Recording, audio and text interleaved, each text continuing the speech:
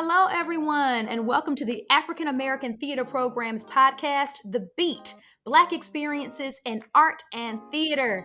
I am Sydney Edwards. I'm Jahi. And today we have with us Jacqueline Thompson, who is a St. Louis theater actress, director, and associate professor at the University of Missouri St. Louis. And, of course, she's a U of L Theater Arts MFA alum. Jackie, how you doing today? Hey, how y'all doing? Good. We're so glad you could be with us. Good to be here. So yeah, we've started this podcast just to inspire some students because I think it's important that we all know and understand that there are so many different paths in this artist's life and that no two people's journeys look the same and that there are a lot of options out there for us and you can make a life in the arts. So Jackie, tell me just a little bit about what you do in the theater. What's your specialties? How about you? Yeah, so I started off as an actor and I had never even thought about the realm of directing until I came on as a visiting professor at the University of Missouri. And a part of my job responsibilities was to direct 2 shows a year. And so, I really created or figured out more so my own process when I had that. And so now I'm actually more comfortable in the directing shoes than I am in regards to even performing. But that's where I am right now. When I think about my trajectory and my journey, it took me a long time to even ground myself to go after an MFA program. I had in my head that, which is true about our field, that, hey, it's shaky, it's unstable, blah, blah, blah. But so is life. And whatever you want to do, there's going to be obstacles. There's going to be some unshaky periods. But if that's what you've been called to do, you go after that thing full throttle and your talents will make room for you. Your gifts will make room for you. So it took me a while to do that. I don't have the typical, I was performing since I was 5 and then I did blah, blah, blah. Like, no, I had a whole period of doing different jobs and teaching and non-theater related stuff to get me to the point of actually getting into a grad program. So, yeah. Wow. So yeah, you're not one of those people that came in right after undergrad then? Absolutely not. I was a communications major. I did theater. I went to Clark Atlanta University for my undergrad and I did theater the whole time, but I was petrified. I'm like, I'm not going to be out here and not being able to pay my bills. That was stupid. It was dumb. Like, I ended up right back where I said I would never be. I'm like, I couldn't. And sometimes I think about that and I'm like, man, like, what would have happened if I went full throttle in my early 20s? But again, I gained so much experience. Like, I gained so much other life skills by doing the alternate way. And I brought those things definitely into grad school. I brought those things into my role as a professor. So they were valuable. But it goes back to taking a risk and leaping and knowing like the bigger the risk, the greater the reward, like going after your stuff, Yeah. So you said you got started with acting, right? What got you into acting? Like what introduced you into this world of theater? Yeah. So, I think it goes back for me, my childhood. I was an only child for 10 years. And I spent a lot of time with my grandmother, and my grandmother was an old school grandmother that's like, you ain't going, like, she was super protective to the point of like, you ain't going outside. It's bees outside. It's hot. Just crazy stuff. Like my granny, I love my granny, God rest her soul, but she was like off the chain that way. Right. And so I would be in my room, like creating stories with dolls and writing stories and, performing, like basically entertaining myself. So a lot of that came from me having to use my imagination, which is something I think that even kids now they don't get a chance enough of to do. Like if you got a game and you in the TV, like, go in there and make a play, go make us do something. So that's where it came from. But also because I was, so sheltered in that sense, I was very socially awkward, like speaking in class. again, I don't have the typical, I was tap dancing at 5 and doing recitals and pageant plays. That was not me. I was like, but, you know, this goes out to, I credit like having good teachers, because my teachers would be like, hey, there's this Black history performance and you read line number 5. You know, here's this dare activity. I probably, here you do this skit. And in those times, I really like, you know, and you all know, like as artists, like you step into another realm, like, you know, you're able to stand in your light, for lack of better words. And so I really credit my elementary school. I'm gonna call out their names because I am so grateful. Miss Jenkins, okay? Call out your names. Like Miss Jenkins, she was my music teacher in elementary school. Miss Mock was my theater teacher in high school. Like these women, the late, great Carol Mitchell-Leon on the campus of Clark Atlanta University. You know, these women mentored me and pushed me out of my comfort zone. So, yeah.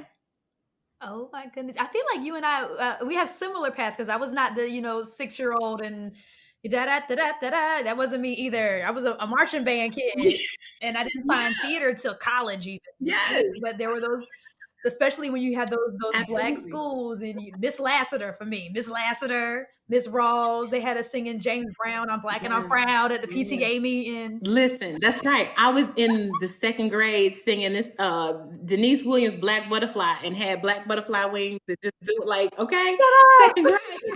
No, you're right. Those are the people. Those are the folks that guide you on your path. So I'm grateful. Yes. So because we have sort of similar paths, and I have my own answers to this, but what do you feel like some of the misconceptions about a life in the arts is, or the misconception about what we do? Yeah, the misconceptions of an artist.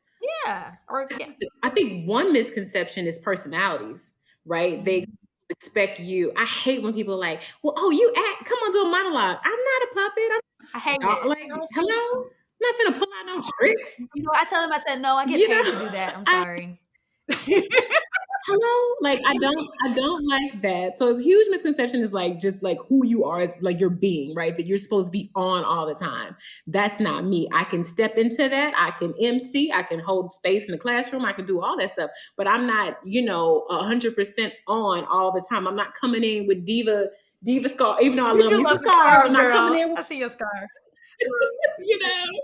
So personality is one. The other thing is that that there's not room for your gifts in other areas and ways, right? Biggest fear again was not being able to sustain myself as an artist. But after grad school, I can honestly say I have not went without work. It might be a teaching artist position. It might be assistant directing. It might be some type of administrative artistic thing that you're doing that may not be on the stage, but there's still valuable things. As far as this industry, you need to be able to do a whole bunch of stuff. And you need to be able to be like, okay, now I'm working on producing. I'm figuring out what that means. Now, maybe I don't want to stay here, but I know how to do it. Okay, right now I'm working on community engagement. That's the big thing about living in St. Louis. I say this all the time. After Ferguson happened, artistically even, there was a push to see Black and brown people in artistic leadership. And it was a opening up. And honestly, that's when people like really start calling me to direct plays and things like that. So this horrible thing happened to our city, but this other thing happened where companies, institutions were more intentional about getting other voices in the room. And that really shifted the culture of our artistic community. It shifted the programming. It shifted, frankly, what type of art we've seen and projects created. So that was something that was needed for our community. And also too, I think that, I won't say everybody, but a lot of people have aspirations. A lot of artists have aspirations. I want to be on Broadway. I want to be on TV. I want to blah, blah. And that's great. That's amazing. Like, go, right? But that doesn't mean, if that does not happen for you, that does not mean that you cannot have a vibrant, meaningful, purposeful career working in different communities throughout the country, right? Yes. What are you contributing to where you are. And for me, that light bulb didn't come until actually Ferguson happened. I'm like, oh my goodness, like I have this vibrant artistic community around me, and we are plugging in and doing the work. We're doing social justice work. We're shifting paradigms with what we are producing on stage and what we're talking about in our community. So just thinking about why we do what we do. I tell my students all the time, if you're in this for applause, you need to go do something else, because everybody's not going to clap for you. What else do you want to do this for? Are you interested in, like for me, I'm so curious and interested in all walks of humanity.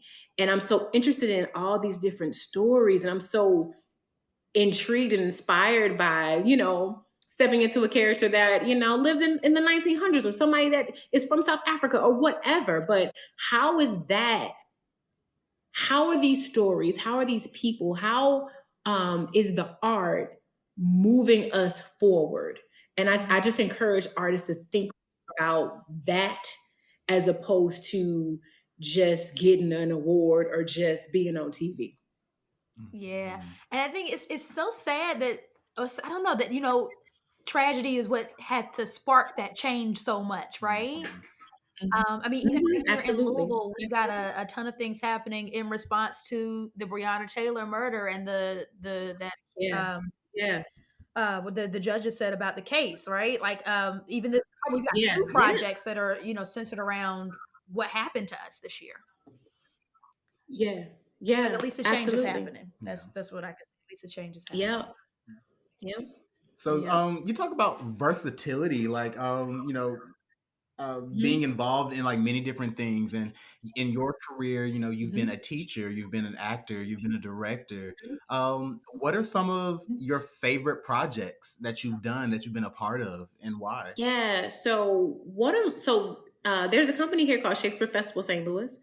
And one of the dopest projects that I've ever seen, they pick a neighborhood. St. Louis by nature is a very polarized city. It just is. A lot of cities are, but we're very, very polarized. And so, if you live north, you don't go south. You live blah, blah, blah. It's like it's this horrible thing that has happened here.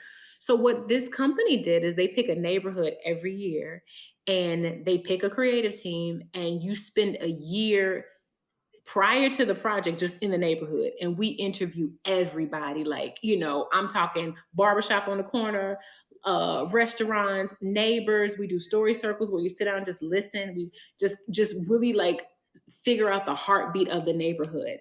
And then a playwright takes Shakespeare play and does an adaptation from the stories, from the story circles, and from all of the things that we gathered, create a new play based off that Shakespeare play. And we put on a full production, and we use professional actors and people from the neighborhood. So in 2015, the area in St. Louis called Old North, and I directed that project. And Old North has it has a reputation of like, people don't go down there past a certain time, and there's this historical restaurant there called Crown Candy, so people will go to Crown Candy, and then like by 5 o'clock they're out of the neighborhood. And that year in that neighborhood, it was the most connected I'd ever felt to a community. Like, even growing up, I didn't feel that connected to my neighbors, and that I didn't have that kind of experience. But it was just, I don't know, it was just amazing to, number one, celebrate those people, tell their story authentically and honestly, and have people from the neighborhood be like, you got it. Thank you for displaying and honoring who we really are. So that project really, will always be special to me. In 2015, that same year, there's this, you all might even done some of these down at U of L. There's a project called Every 28 Hours. And they're like, doing something similar this year. Yeah. So that project was birthed from Oregon Shakespeare Festival and the 1 Minute Play Festival. And they came, we had like over 30 artists from all over the country. Writers came, they spent a week in St. Louis. I was one of the producers for that. And then they had like 24 hours to write these 1 minute plays. We did them in Ferguson at the time. We did them at another location in the city. And, just for us to see like all these different theater companies like, okay, well, hey, we may not be able to give you money, but you can rehearse here. We may not be able to do this, but we'll print out your scripts here. Like, it was just a complete community unification that we had never seen to get these plays up. And it was rough. I definitely learned a lot. That was my first time like producing something, being a lead producer on that project, so I learned a lot. But just being able to see our artists work together to do that, and also to really like, it was the first time that I thought about how we protected our story, because, like you all know, in Louisville with the Breonna Taylor, people will come in and try to take your story and tell your story. And people come in and you have to really, protect the vulture culture of people profiting off your pain. So, wanting your voice out into the world, wanting your story told, but also like figuring out who's doing it and making sure that intentions are pure in the art that's created. For sure. So Jackie, you're a teacher, you do all these things. What did you say is like the hardest part of what you do? And maybe, I know you do a lot of directing, so like maybe I'll lean that direction. What's like the hardest part of producing and directing for you? I think the hardest part, if we're talking about being a professor and a director or an actor, is making sure that both things are equitable and making sure that your students aren't suffering from you diving so much into the professional realm or vice versa, right? To be honest, so our theater department was eliminated in 2019. Wow. And actually, it's a blessing and a curse. It's horrible for those students at our university. But for me professionally, it kind of freed me up because I can do more professionally if I'm not having to, figure out a season for our university shows, right? So I think the hardest thing is just balance, and something that I hope that every listener on this podcast remembers and really meditates on is balance. And we love theater. We're here because we love theater, but you also have to love your life, and you also have to make space to live your life. You also have to make space. You know what? No, I can't do that show because you know what? My best friend is getting married. I can't tell you how many weddings and funerals and birthday parties and just life things that I've missed because I'm like, you don't miss stuff in theater, you do blah, blah, blah. And I think the pandemic truly shifted that for me of like, this stuff is great and we do great things, but none of this matters at the end of the day if you are not mentally grounded and that you have not made space to have a full balanced life. Amen. Listen, I've had to go through some of that myself. Like, people keep asking me to do stuff this summer, and I have purposefully taken the summer off. You should. I'm going to go be with my niece, my baby niece. That's right. And to go to my best friend's wedding. You should. I'm going to go sing at my best friend's wedding. That's right. I'm so excited for that. And go hang out on my grandma's couch. Like, I'm excited for that. That is so true because, and I think that, my hope is that, when we figure out what our new normal is, that some of those things are taken into consideration, because I hear a lot of artists like, I don't want to do another 10 out of 12. I don't want to be, I don't want to live that, I don't want to be in the theater like that. And I think, something for me, back in, I guess it was, my grandmother passed in 2017. And it was a horrible time because my grandmother and my stepfather both fell ill around the same time. So they basically passed apart. And I remember I was in a show when this happened. I didn't take any days off. I literally buried my grandmother and went to a tech rehearsal. I will never do that. I will never do anything like that again because, again, we're trained to be like, again, the show must go on, like, but we are not machines. We are not impervious to needing some time and space to take care of ourselves. So I hope that after all of this, artists remember that you cannot create, great art when you are not the greatest version of yourself. Yes. Well, yeah, I think the pandemic did that to a lot of us. Like, that's one of the things is like, you know what? I don't miss being in the theater till 11 p.m. I kind of like this couch. No. Why can't I just... So this is what normal is. This is what it's like. No, it's not normal. Is this what everybody else was doing? Exactly. living life. So Jackie, now that you have, it's unfortunate that there's no longer a theater department there, but you do have more space for your professional work. How do you go about finding work? How do you find work? And is it different now than from when you first started? It's so different now. I feel, I'm gonna be honest, like I don't have to, it's rare that I have to audition. I have a lot of people that, will hit me up about projects, and that's a really good space to be in. It's tricky though too, because when I am asked to audition, I'm super nervous because I'm like, I have, I'm rusty as, I'll get out like, oh my God. So honestly, I feel extremely blessed that, projects have just, people just have been calling, and I've been working a lot during the pandemic, and, some of it has been good, just like keep my mind, around what we do. But some of it has not been great because, again, I'm figuring out, we're going into rehearsal spaces, not with a complete plan about, number one, like how are we truly keeping each other safe, right? And number two, as a director, I'm looking at your eyes. I don't know what you're doing with your face. I don't. What are we doing? What are you can't breathe?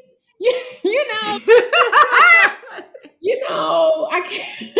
I'm trying to block you. I can't block you, closer than 6 feet away. Like, I'm like, what are we doing right now? Right. So figuring that out has been really, really tricky. And also like having to step into meetings and say, I'm not comfortable with this. I don't think this is the time to do this. I've had to do that a lot, actually. Like, hey, trying to push something and force something, and maybe we're not ready for that. And I know we're tired. People are tired of Zoom plays. I don't necessarily have to see another Zoom play again in life, but you know what? That's where we are right now. So if that's gonna keep you safe and me safe, then zoom away. But yeah, I think that yeah. I don't want to get on my soapbox. I love it. So you mentioned earlier in the conversation, you mentioned teachers that inspired you, that made you get up and like perform and get involved. Besides them, are there any other people who has influenced your work, whether it be acting, directing, producing, or even just helped you build your career? Yeah, I mean, well, since this is a U of L connection, I've been talking about my experience there, my professors there, some of which are still there with you all, maybe not. The the dopest thing about Nefertiti for me, like I learned, first of all, Nefertiti's energy and stuff is so chill and balanced to where like I knew as a director and a mentor, I wanted to be able to have that type of presence in a room, right? So I learned a lot of that from her. I also, as a professor, I remember like I would ask Nefertiti something, and literally I would have the answer before I even like I blinked, and it was just like, oh my God, this woman is so efficient in handling business, right? And so I so admire that about her, and I definitely hopefully I am the same to my students. There was a professor that I don't think you all were there. Well, you all were not there when he was there, but Tompkins, and you all probably heard stories about Tompkins. I met him, yeah. Yeah, he was a movement and acting professor, and he taught me about economy. And I didn't know what acting economy was until I met him. I didn't know about stylized theater before I met him. And he was, Tompkins was, it was hard, but it was also like when you got something right, or when you felt like he approved, it was like, yes, yes, I did it. Yes, master. So that was cool. Dr. Thomas, who of course the AATP was her baby. And she was so passionate about nurturing Black artists. She was so passionate about the history and the lineage of the theater. So I learned a lot from her as well. Yeah, and one last person would be Amy Steiger, who was so and just gave us such theoretical input and exploration on art and theater. And I just, I feel smarter because of her. You know what? I'm going to interject in here because I have to say that, Jackie, you're actually one of those people for me. Oh, Because I met you, when I was a third-year grad student, and you came and we directed Fabulation by Lynn Nottage. I got to be your assistant director. That's how I met Jackie. And just like watching how Jackie worked the room and like the trust that she put in me, like she let me direct when she wasn't there. I was like, oh my God, this is crazy. I was so appreciative for the opportunity, and like you really nurtured and fostered the directorial spirit in me that I had never known before that. So thank you, Jackie. Oh, I appreciate that, Sydney. Thank you. Yes. All right. So this is for the students. This is for the students. Okay. What do you wish? Is there something you wish you had known when you were starting your arts career, or before you started your arts career? Is there something you know now that you wish you had known then? So I came into grad school a little older. So there is a lot of things I would say. Don't take yourself so seriously, in a sense of like, a lot of my classmates that were a lot younger, everything was the end of the world. And it's not. And I think a part of it is giving yourself grace, and realizing too that grad school is not about what you do well. It's about how to perfect your talent and figure out the things that need to be pushed to the next level. Nobody is, for me, in my experience, nobody was there coddling me saying, oh my God, you do this amazing thing. You might get some of that sprinkled in, but it was really like, hey, when you're not grounding yourself on stage, you need to, walk through your heels. Like, you're doing blah, blah, blah. Maybe your voice work is not blah, blah, blah. So a lot of time it was like, we're looking at reviews and like, oh, what am I doing right? But you learn from constructive critique. So give yourself space to fail. Be okay with like fail again, fail better. Like it's okay that you don't come in and have it all figured out. Being all right, being malleable, and also like filtering for the truth. There's some critique you're gonna get and it lands. If you are really like honest and true, it might land, and then other stuff might not land. And if it doesn't apply to you, if you don't feel like that's something that intrinsically is speaking to you, then let that go.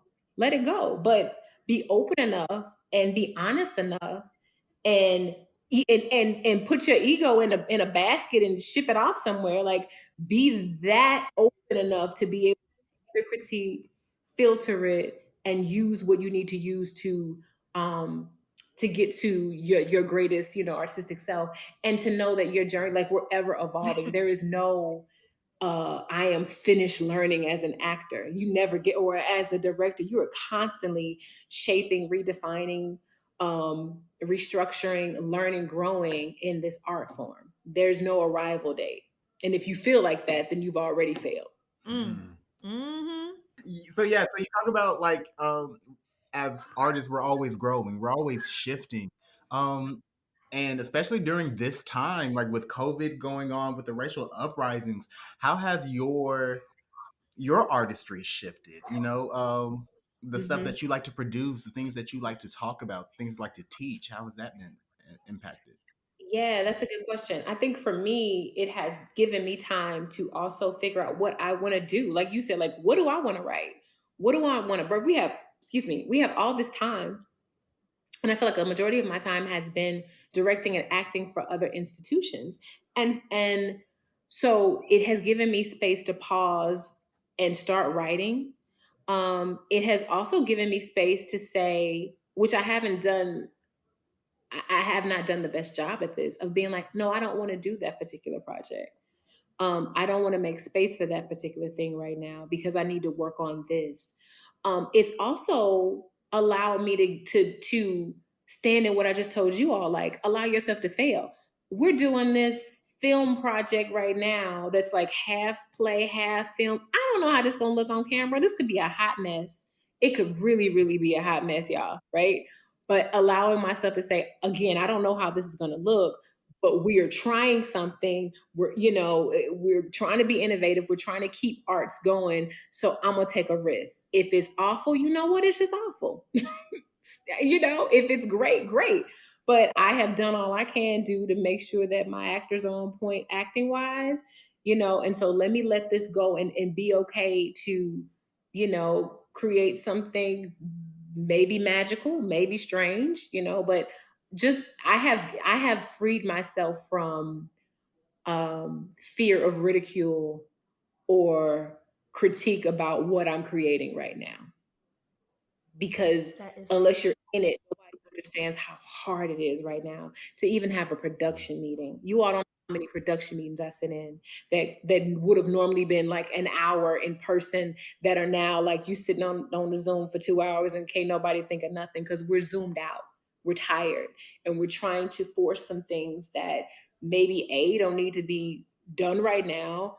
Or B, again, we're just trying to figure this thing out. Yes. And you know what, Jackie, I needed that note because I am directing my first piece. This is my first big directing project coming up this semester. We just started. Jahi's in it. Yes. And it's devised. Oof. Help us, Lord. Oof. So I've actually got the students were writing the script together, which is actually a really fun process. Yeah. And then we're going to film it on stage. That's the plan. Yeah. Part filmed, part live. Yeah. It's gonna be weird, and you know what? It's gonna be what it's gonna be. Let that thing go. Let that thing go. You're gonna serve it the best way you know how to serve it right now in this moment, and it is experimental. And whatever it will be enough for what you need to be right now. So our last question of this portion is about advice, and so I will say, like I said, you're one of my influencers, and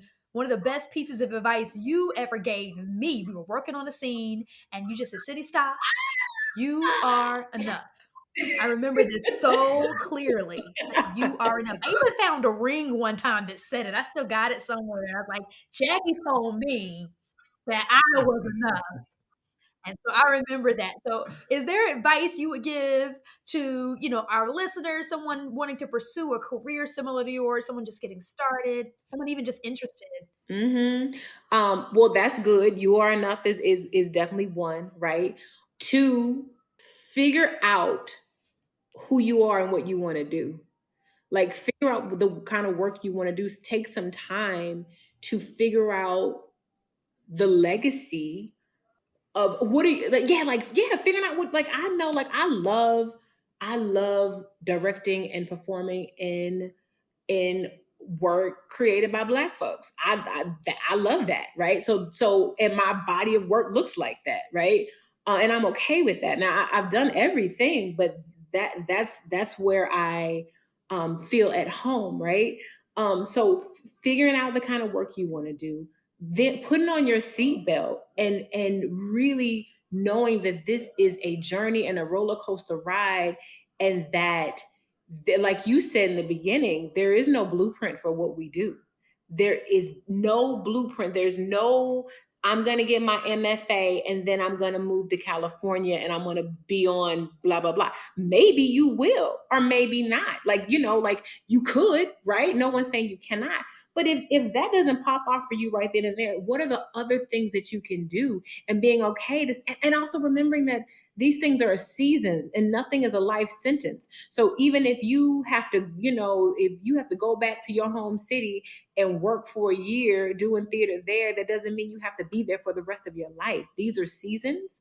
And just really being open to the seasons of this career, having resilience, giving yourself grace, and also being present enough to enjoy that you are doing the thing that you said you wanted to do. Because I think so many times as artists, we're thinking about the next project, or we're thinking about, oh, but I really want to do blah, blah, blah. But you know what? Right now, you were casting this show, and you were casting this show to do this job, to tell this story, honor that story, honor this process, and worry about tomorrow. Mm-hmm. Amen and Ashe. For sure. All right, so we're gonna move to the next portion of the podcast, and I call this the quick five. Quick five. Quick five. Okay, quick five. Come on, quick five. What you got? All right, so it's a fun 5 questions that you can answer as quickly as you want, or it might be one word, it might be a little story, it doesn't matter, but this is just fun. Okay. Question number 1. Jackie, if you could be in a sitcom TV show, okay? I totally think 90s, right? What sitcom TV family would you be a part of? Okay, so does it have to be 90s, or is it just any show? But like, if there was a sitcom family you could be a member of, what sitcom family would you be in? Okay, if it was a family, I'm definitely going Cosby Show.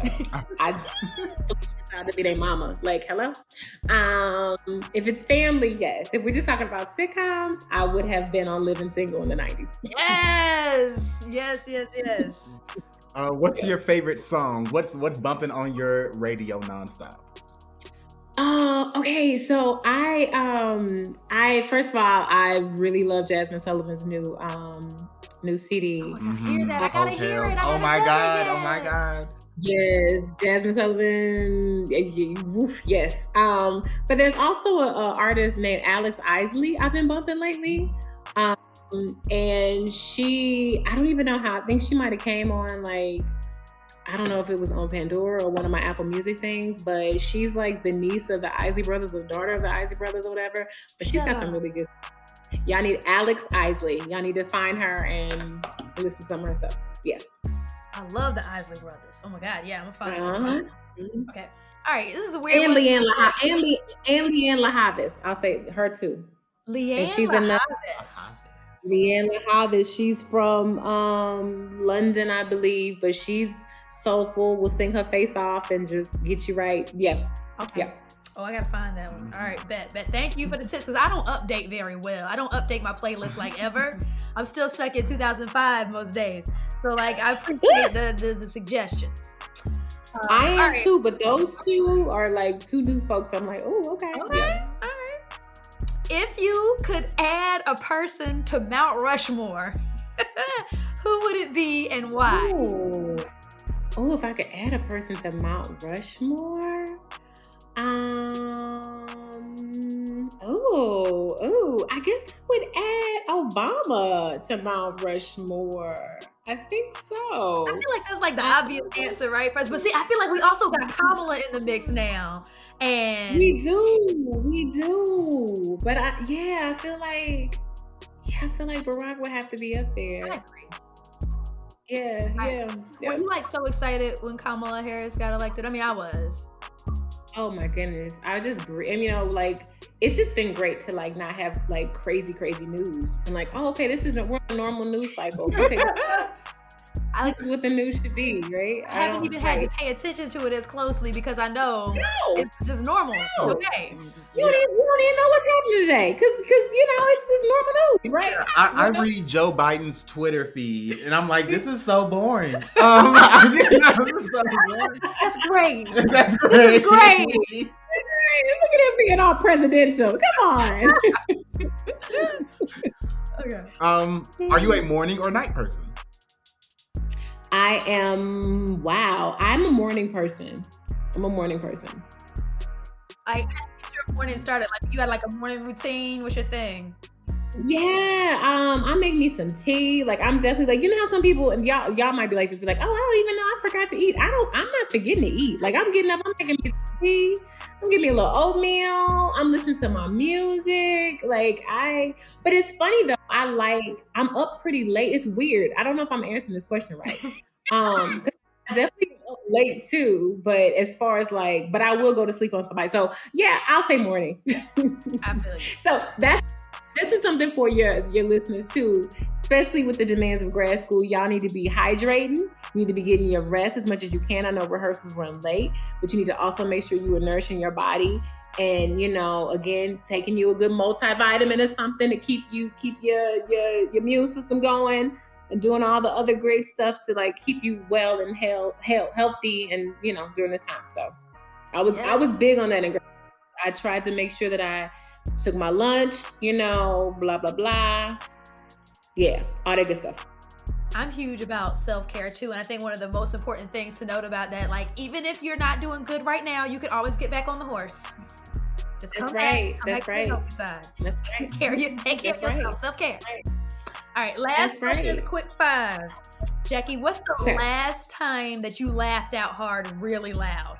It was probably during rehearsal for one of the shows I'm directing. And it was probably, but here, I'm trying to think of those times when you laugh and you're not supposed to be laughing. Because those are the ones that give me good belly laughs when I'm literally like not supposed to be laughing at something.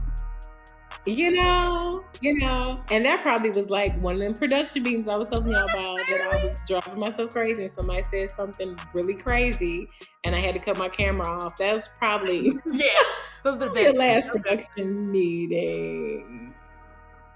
I saw this meme the other day. There was like, somebody was like, what's the professional way to tell people y'all sound crazy? The answer was, there seems to be a disconnect. So I'm going to say, there seems to be a disconnect. That's hilarious. Oh my God. Okay, cool. Thanks, Jackie. All right. Last section of the interview. We call this one the review. Okay. Jackie, take it over. The review. Okay. So what have you watched or read or listened to recently? Okay. So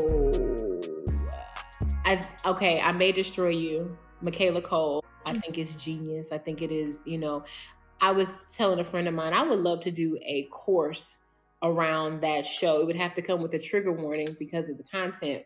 But I mean, you talk about an exploration, an artistic exploration on trauma and assault and friendships and social media and sexuality. And I can keep going. And the way she did it, the way it's shot, the cinematography, the storytelling, and the fact that the show was based off an experience that happened to her. And to see someone cathartically create something while I'm sure still dealing with what she has had to endure and deal with was quite remarkable. It's disturbingly beautiful how it's put together, but it's a think piece. It's definitely something that, again, I'm saying this with a trigger warning. It is definitely not for everybody, but it's quite phenomenal. Of course. And Jahi, I know you I only saw the first episode. I stopped. I got to go back into it. But Jahi, what were your thoughts on it? No, well, I love Michaela Cole. I love Michaela Cole since I've seen her first little project, Chewing Gum. Chewing Gum. Yes. I loved how the show, it wasn't linear. Yes. Like, it didn't like give you the story just like, exactly how it went. It kind of jumped. It jumped places. It did. And I thought that was part of the brilliance of it. Like the audience, I think the whole time I was just like, what's gonna happen next? Yeah. Yeah. Or this last month. Oh, so that's why she did this. You gotta piece it together while it's happening. Oh, okay. But I love it. Yeah. Now, I'm gonna jump in. I haven't seen I May Destroy You, but I know we talked recently about Lovecraft Country, and I did watch that one. Mm-hmm. It was a trip, y'all. It was a trip. There was something for me personally. I was like, okay, this is a sci-fi story mixed with some like Black issues. All right, there's Black issue, the Black trauma still in there, and they threw in the sexuality in there. But then like some of the stuff that would happen like visually was too much for me personally. Like I struggled a little bit. Jackie, what did you think about Lovecraft Country? I don't like horror, so no, me either. It was really, really hard, but it was I was so intrigued because I've never seen anything like this. You can't say, oh yeah, Lovecraft reminds me of what? There's nothing you can say Lovecraft reminds you of. So for that, I'm like, wow, this innovation, this storytelling, this is hard because it's also like the horror of just being Black, period, the racial tension, the racial fear that we have mixed in with horror, like, I'm surprised all of our brains didn't explode. But I thought so well, and the acting is so superb and divine that I had to stay on for the ride. But I'm with you, Sydney. Like a lot of the visuals, like the one scene, I don't want to do spoilers. I know not everybody has seen it, but I would say the one where the skin was shedding because she was shedding it. That was the one. That was the one for me. I was like, oh. I spent the majority of the time, y'all can't see me, but my hands are over my eyes. Like I literally was like watching it like this. And I had, at first I would watch it when it came out. I think it came out like on Sunday nights or something like that at 8 o'clock. Yeah. Like, oh, I'm not doing this at night. I'm going to watch. No.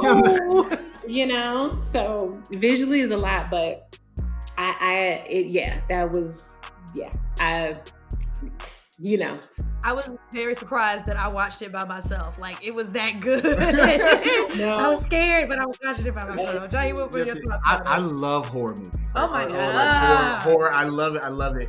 And I loved how, I don't know, weird it was. Like just weird sci-fi. And I've never seen a quote unquote Black show with those types of sci-fi elements in it. Absolutely.